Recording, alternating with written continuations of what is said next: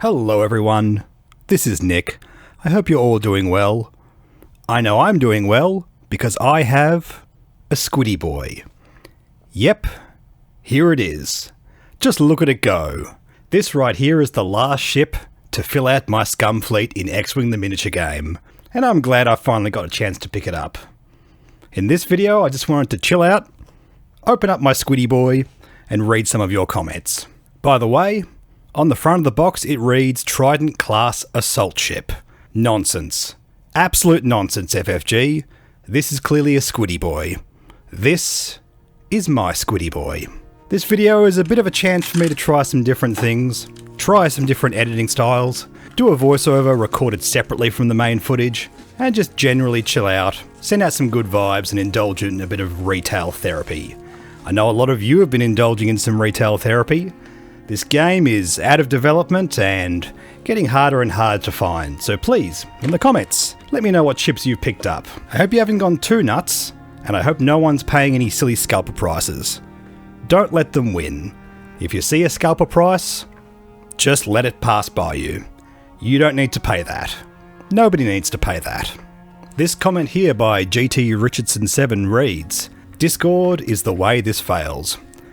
And then proceeds to promote his Discord at the beginning of the video. What a flip-flop. The phrasing wasn't the best here. Basically at the end of my last video I said something to the effect of, Unity is how we succeed and Discord is how we fail. Discord in this case being analogous to Disunity, not the excellent piece of software that allows communities to gather and communicate online.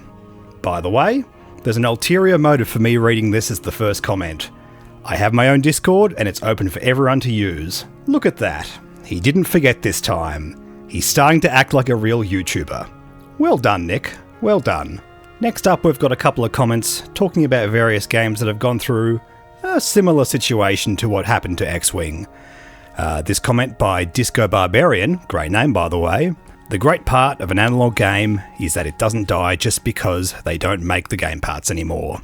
It only dies when you stop playing. And with today's 3D market, you can get whatever parts you need if you look. Ask Mordheim players if they care that GW hasn't done anything for that game in decades. Most of them won't even go to GW if GW made new content for it. A game can become bigger than its maker. Again, see Mordheim and D&D. Both will outlive their companies if people keep playing them. And also this comment here from King Corin. This kind of positivity is really welcome. Hey, thanks. And just as important in general, but right now in particular, so thank you. What you said about currently feeling better about the state of this game than you have in years reminds me of something I just heard in a recent Tabletop Minions video. He was talking about Mordheim, which hasn't been supported by Games Workshop in years at this point. He was celebrating how much engagement there was in the community with the game, with the hobby side of it, the tournaments, the events, etc. He said that the general impression from within the community was that it largely agreed that GW were to get involved again, it would only steer the whole thing back towards monetization, to formalising changes that the community didn't want. But most importantly, there's a sense that now that it's fan-owned, mean that it's fan-driven. Driven by love, rather than a company doing its business thing. And I love the sound of the possibility of that for X-Wing 2. All very good points. I really should check out Mordheim at some point. And when I said I feel better about this game than I have in years, I genuinely mean it. It's a bit of a double-edged sword. It is kind of a sorry state of affairs that I explained in that first video. But at the same time, there's no point dwelling on it. Let's just move on and have fun with some X-Wing. Abro7500 says, we need some less hairy Justin content. Yes, I agree, we do. As the channel moves forward and we work out what kind of content we want to make, I do want to start to involve him again. But as things are different, it's not like we can just rely on the same formula again, so we'll work that out moving forward. We have spoken about the kind of things we want to do with X-Wing. I know both of us are very keen to look at the more casual formats like HOTAC, so maybe that's what we'll be involving Justin with in the future. In the meantime, me and him still catch up. We play Dungeons & Dragons on the regular, so I can confirm he's going well and he's happy to see these comments. Onto this comment by Sierra Foxtrot. It's funny how I've heard a few content creators talk about the 2.0 backlash in the third person. Players were put off by the need to buy product to play ships they already have. But I can't really remember hearing anyone complain about that. Not even those content creators. This only feels like some self-perpetuating myth. Either way, 2.0 was a well-intentioned polishing that was very healthy for the game mechanics, while 2.5 was unwanted and an unnecessary dumbing down that was ill-willed and ill-advised from AMG, and sounded like we're the bosses now, and this is how it's gonna go, you stupid nerds. That last part was a bit harsh, it's not quite how I'd phrase it, but I do want to talk about this first part of this comment, talking about the 1.0 players who didn't make the jump to 2nd edition. I just want to say, I hear you. I see your comments, and I think now more than ever it's really worth talking about this. There was a lot of positivity going around the content creator circles during the transition from 1.0 to 2.0. Content creators like myself tend to be pretty heavily invested in the game, and you're right, it was an excellent polishing of the core game mechanics, fixed up a lot of very degenerate parts of the game, made everything a lot fairer. But not everyone engages with the game like we do.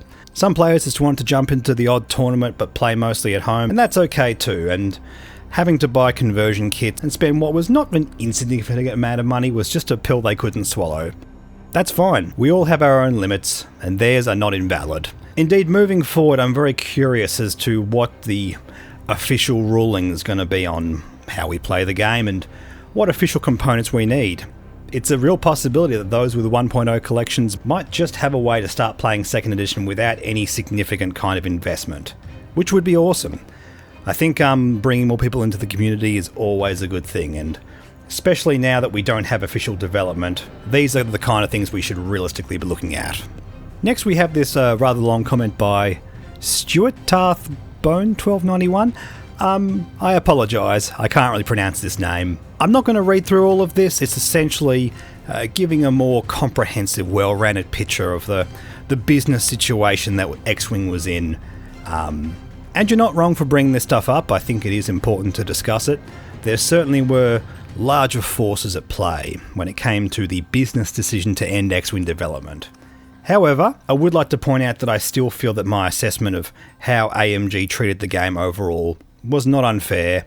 I feel like they weren't strong custodians of it. At the end of the day, no matter what happened, maybe AMG always had to cut some games, but who's to say it had to be X-Wing? If Asmodee hadn't originally fiddled around with their resources and sent X-Wing to a studio that really wasn't equipped to support it, maybe it could have still been at FFG to this day, and maybe it could have been successful enough that this cost-cutting exercise may have hit something else or just wouldn't have been necessary entirely. I do appreciate the context, but at the same time I do feel the actions of the company who had direct control over the progress of the game is really the most important thing for you and I, because, we're the ones that play it, we're the ones that feel the effects of those core development changes. But I do appreciate some of the commenters adding this kind of context nonetheless. It is an important part of the conversation.